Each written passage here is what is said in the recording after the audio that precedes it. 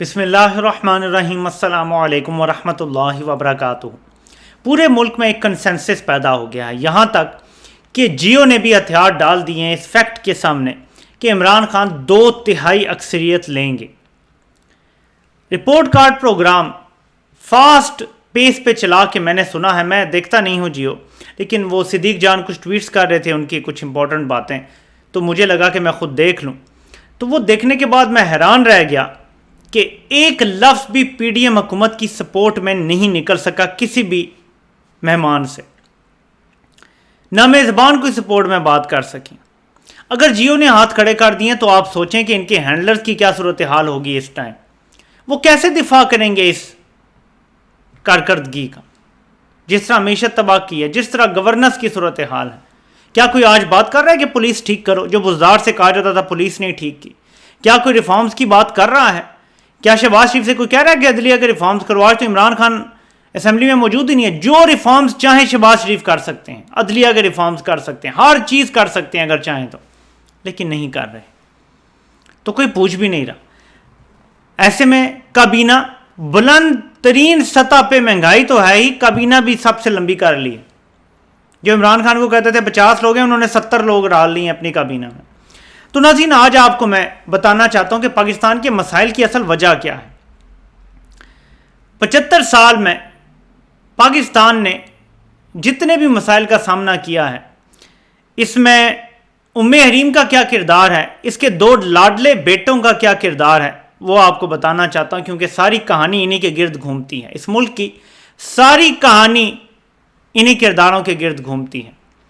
ام حریم ایک کردار ہے، اور 75 سالوں سے پاکستان کے تمام فیصلے اسی کردار نے کیے ہیں۔ ام حریم اکیلا محسوس کر رہی تھی، تو اس نے سوچا کہ میری اولاد ہونی چاہیے جس سے میری تنہائی دور ہوگی، مجھے ایک ساتھی نصیب ہوگا جو میری طرح معاملات چلانے میں میری مدد کرے گا۔ تو یہاں زلفی بھٹو کا جنم ہوتا ہے۔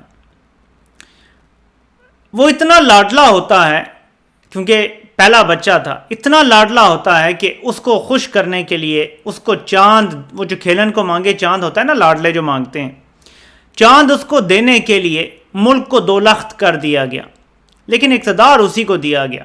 یہ نہیں کہ اس کو چھوڑ کے جو جیتا تھا اس کو اقتدار دیا جاتا، بلکہ اپنے لاڈلے بیٹے کو اقتدار دیا گیا۔ ام حریم کی ایک سوچ ہے، ایک نظریہ ہے کہ سب کچھ میں نے کنٹرول کرنا ہے، میرا بیٹا میرا کام کرے لیکن میرے کہے سنے میں، میری مدد کرے لیکن میرے کہے سنے میں رہے، خود سے لیڈ نہ لے کسی چیز میں۔ ہوا ایسے کہ پہلا بیٹا تھا، تھوڑا خود سر ہونا شروع ہو گیا، کچھ اپنی منوانا شروع ہو گیا۔ شروع میں کچھ مان لی گئی، ام حریم نے لاڈ پیار کیا، کچھ مان لیں، بلکہ بہت ساری مان لی، لیکن پھر ایک ایسا وقت آیا کہ ام حریم کو لگا کہ بس یہ تو میرے کنٹرول سے نکل گیا ہے، یہ میرا باغی ہو گیا ہے، اور ایک گھر میں یا بیٹا رہ سکتا ہے یا میں رہ سکتی ہوں، اور مالک کیونکہ میں ہوں گھر کی، تو بیٹا اب نہیں رہ سکتا۔ اس کی باغیانہ سوچ اور اس کے لاؤبالی پن کی وجہ سے ایک دن اتنا غصہ آیا ام حریم کو کہ اپنے بیٹے کا گلا دبا دیا، اسے جان سے مار دیا۔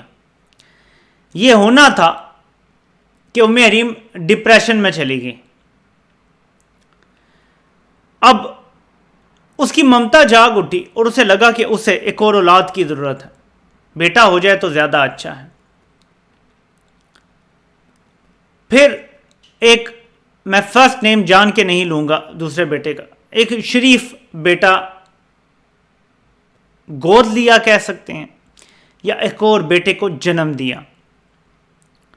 اور یہ صرف پہلے بیٹے کی وفات کے تو 3 سالوں کے بعد دوسرے بیٹے کا جنم ہو گیا، 4 سال کر لیں آپ، کیونکہ اس کی برداشت جواب دے چکی تھی، اور وہ بیٹے کے بغیر بہت اکیلا محسوس کر رہی تھی، تنہا محسوس کر رہی تھی، اکیلے اس کے لیے چلانا مشکل ہو رہا تھا، گھر نہیں چل رہا تھا۔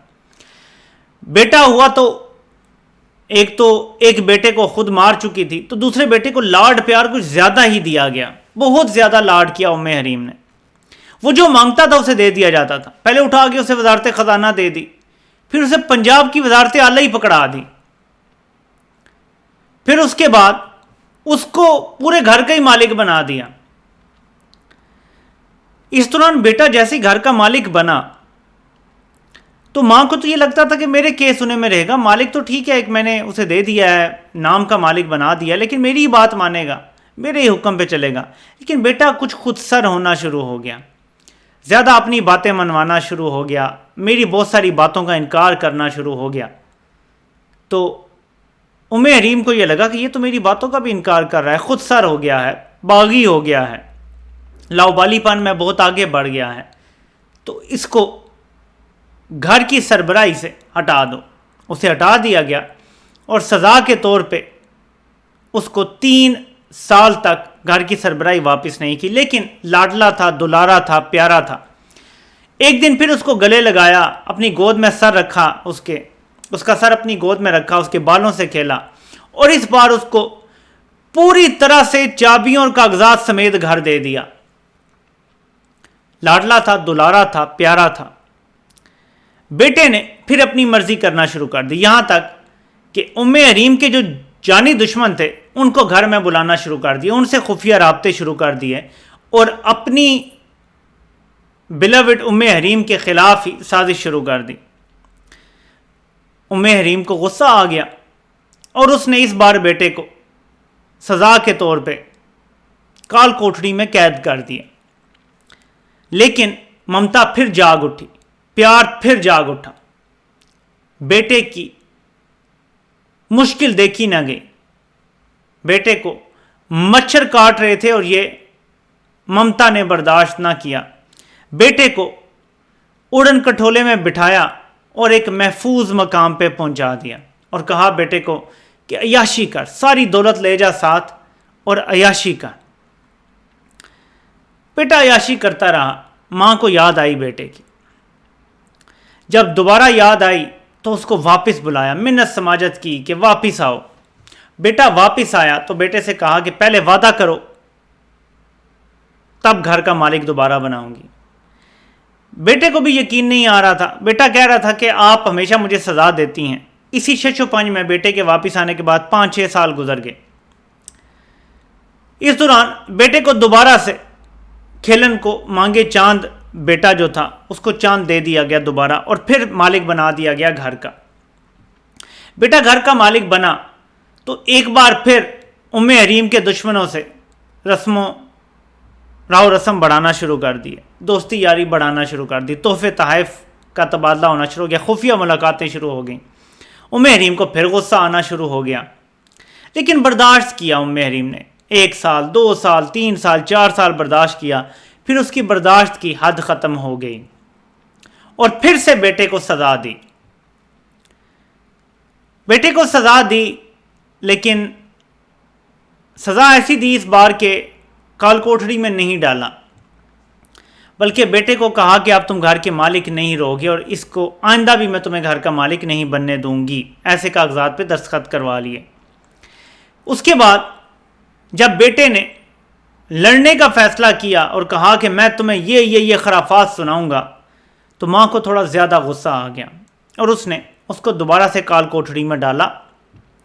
لیکن چند دن کے اندر ہی, جی ہاں چند دن کے اندر ہی اس کو وہاں سے نکال دیا. وہ نکلا اور اس نے کچھ ایسی حرکتیں کی کہ جس کی وجہ سے دوبارہ اس کو کال کوٹڑی میں ڈالا گیا. لیکن اس کے ساتھ ہی ممتا ایسی جاگی کہ گلے لگایا, گود میں اٹھایا اور بڑے پیار سے اس کو دوبارہ باہر نکال دیا. اس کا خیال رکھا گیا دن رات, یہاں تک کہ اس سے ملنے کال کوٹڑی میں خود جاتی رہی, ملاقاتیں کرتی رہی, دل کی باتیں کرتی رہی, اس کی دل کی باتیں سنتی رہی, یہاں تک کہ اس کو ایک بار پھر اڑن کھٹولے میں بٹھا کے ملک سے باہر بھیج دیا گیا. وہاں جا کے بیٹا ایک بار پھر تپ گیا اور بیٹے نے کہا کہ مجھے گھر کی ملکیت دو, گھر کی ملکیت میرے نام کرو. حریم نے انکار کیا تو بیٹا غصے میں آ کے اول فول بکنا شروع ہو گیا. اس نے اتنی سنائی کری, لیکن اس کے باوجود ماں کو لگا کہ شاید بیٹا ٹھیک کہہ رہا ہے, آخر تو میرا ہی بیٹا ہے, ماں کی ممتا پھر جاگی، پھر پیار جاگا، اور ایک بار پھر بیٹے کو یہ یقین دلایا کہ تمہیں چاند واپس کر دیا جائے گا، تمہیں گھر کی ملکیت واپس کر دی جائے گی۔ ایسے میں بیچ میں کچھ سپوائلر ضرور آئے ہیں جن کی وجہ سے یہ وعدہ وفا ہونا ذرا مشکل ہے، لیکن یہ وعدہ کیا گیا اور اس کو گارنٹی دینے کے لیے بیٹے کے قریب ترین ساتھی کو ملک کا مالک بنا دیا گیا۔ ملک کا مالک بنانے کے بعد جو بیٹے کی نگرانی میں گھر کو دیکھ رہا تھا، اس نے گھر کا ستیہ ناش کر دیا، تباہی نکال دی، دیوالیہ نکال دیا۔ اب نوبت یہاں تک آ گئی ہے کہ گھر میں کھانے کے لیے کچھ نہیں بچا، قرض پہ قرض لیا جا رہا ہے، حالات اتنے خراب ہو گئے ہیں کہ کچھ سمجھ نہیں آ رہا کہ اگلے ٹائم کا کھانا کہاں سے ملے گا۔ طوفان ہے، تباہی ہے، زلزلے ہیں، سیلاب ہیں، اور کچھ سمجھ نہیں آ رہا کہ گھر کیسے بچے گا۔ اب صرف دیکھنا یہ ہے کہ ام حریم کی جو ممتا ہے وہ اپنے بیٹے کو سٹل اپنی گود میں لے کے گلے لگائے گی، یا اس بار بیٹے کو ہمیشہ ہمیشہ کے لیے آگ کرے گی۔ یہ آنے والے دنوں میں آپ کو پتہ چل جائے گا کہ کیا ہونا ہے، لیکن کہانی اس ملک کی یہی ہے جو چل رہی ہے۔ یہ ماں اور بیٹوں کی محبت کی لازوال کہانی ہے، اور ہم 22 کروڑ عوام محض کٹ پتلیاں ہیں۔ آپ سے انشاءاللہ پھر ملاقات ہوتی ہے۔ اللہ پاک آپ سب کا حامی و ناصر ہو۔ آپ سب کے سننے کا بہت بہت شکریہ۔